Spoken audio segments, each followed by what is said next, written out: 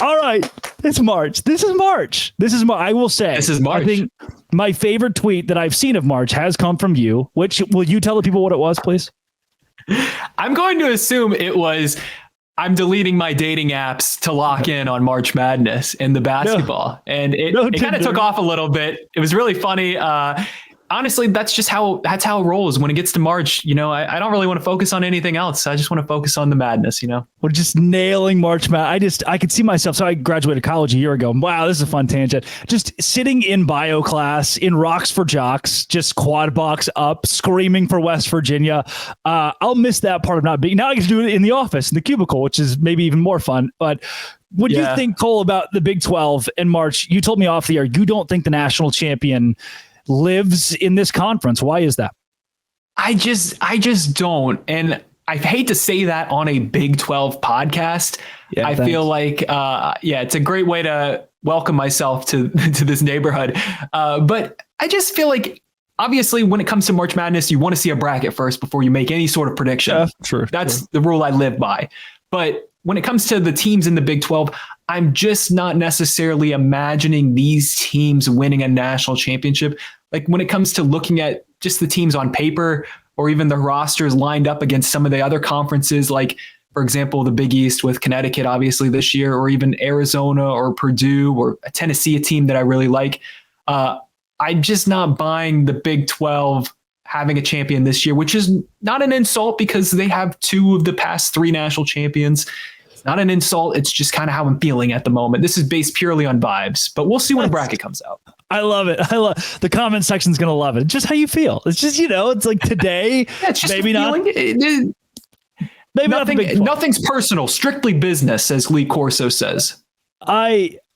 I think of the Houstons of the conference and even Kansas and think, the Iowa State, as we've mentioned, these teams have a legitimate shot to go to a Final Four if you get the right path. Whereas a BYU in the recent Joe Lunardi projections would play Grand Canyon in round 1, Auburn in the round of 32. And you're like, oh, well, that sucks. Like, one of the best dark horses in the conference could see an awful stretch. And you already mentioned you need to see the bracket.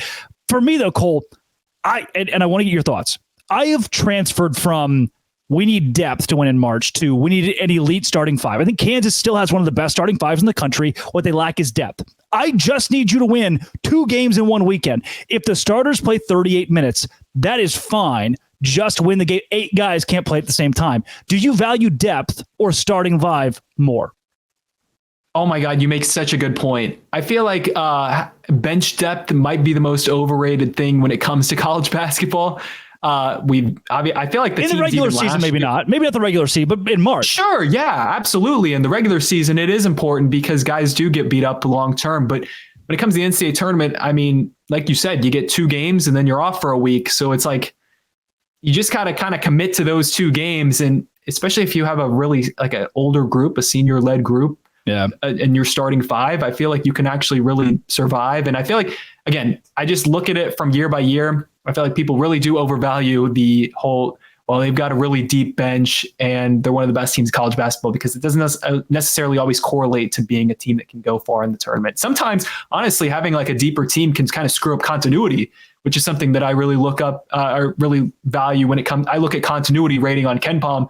I feel like I value that more than like bench minutes necessarily. Yeah. Well, like a Fairleigh Dickinson or a St. Peter's. These are Florida Gulf Coast. They're not using 8 guys. They can't afford to. They got to put the best 5 out there to compete with big teams. And that's why they're winning. They're upsetting these massive opponents in March. That's such a big part. And I think if you're a Kansas, you then use that formula of putting the starting 5 out there and saying, look, boys, go get it done. And I think with Furphy's development, and we talk about McCullough if he's healthy, and now having Hunter Dickinson, one of the best players in all the country, why aren't you buying Kansas this month? Well, I'm just nervous about the McCullough injury. That was something it's just got me nervous. And now he's back. So, I mean, we'll see where they go. But that was my main reason why I wasn't buying them.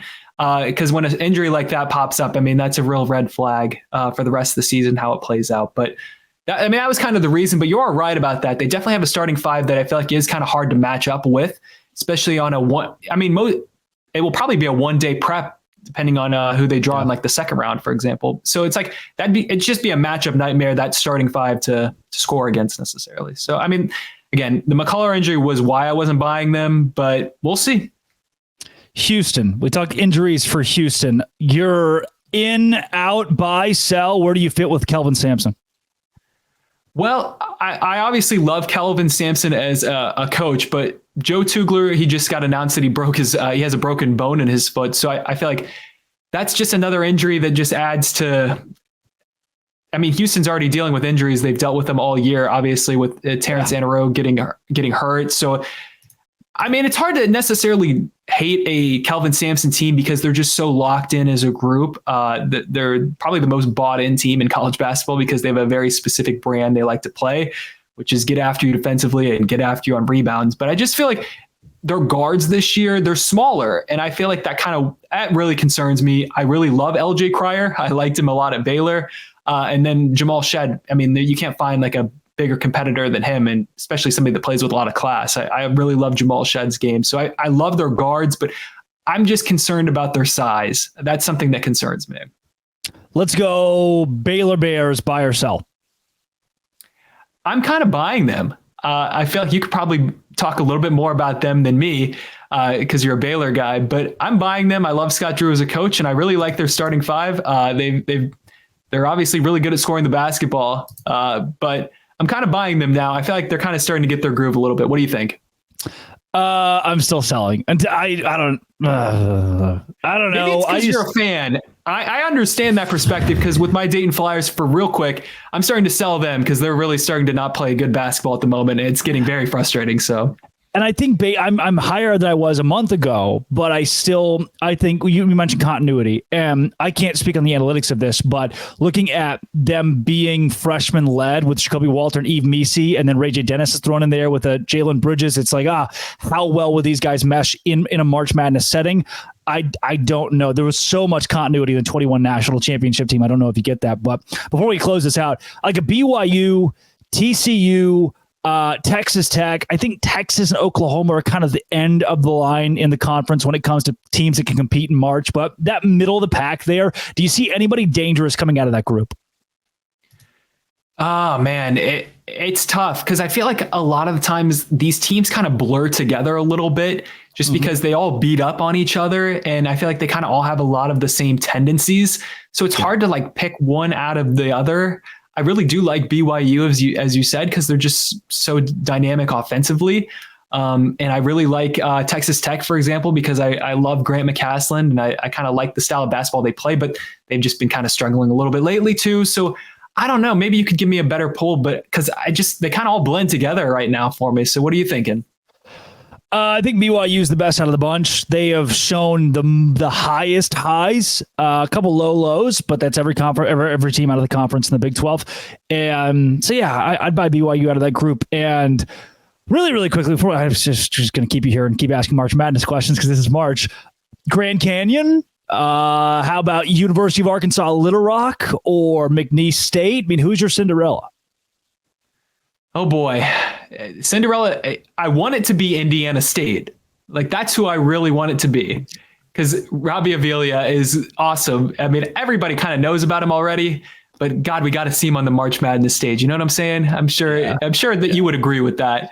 Or maybe McNeese State too, because of Will Wade. I feel like they've been great all season long. And honestly, another one, maybe James Madison. If people remember, they beat Michigan State earlier this year and they've just been really solid all year. So those are kind of like three of them kind of still tuned in on. I don't know if you have any other Cinderella candidates or if you agree with the Indiana State one, for example. But like a Vermont or Colgate every year. It's like, oh, this is the year for Vermont. It's like, it's so And I would agree with Colgate too, specifically. I was looking at their bracket just today, so they'll probably win that, but I'm just not buying them this year either. So it's probably going to be another one and done for Colgate. Yeah. Cole, before we get you out of here, where can folks find your work? You can follow me on YouTube. That's where I'm mainly at Cole Adams. You just look at my name. It'll probably pop up right there. Or follow me on Twitter or X Cole Adams with 2 S's at the end. And that's basically where I'm at. So thank you for having me on, Drake. Really appreciate it. Absolutely. Rock basketball. I like wearing my Darth Vader cloak. I've got my UCLA shirt on too. Our blue blood. And I've got my March Madness pin, as you can see right here. That rocks. That's Cole Adams. He is from Cole Adams, straight to Locked On Big 12. Thanks for making this your first listen every single day. Come back tomorrow. We talk more sports. This has been and always will be Locked On. Thanks for making it your first listen every single day. Dose Grande.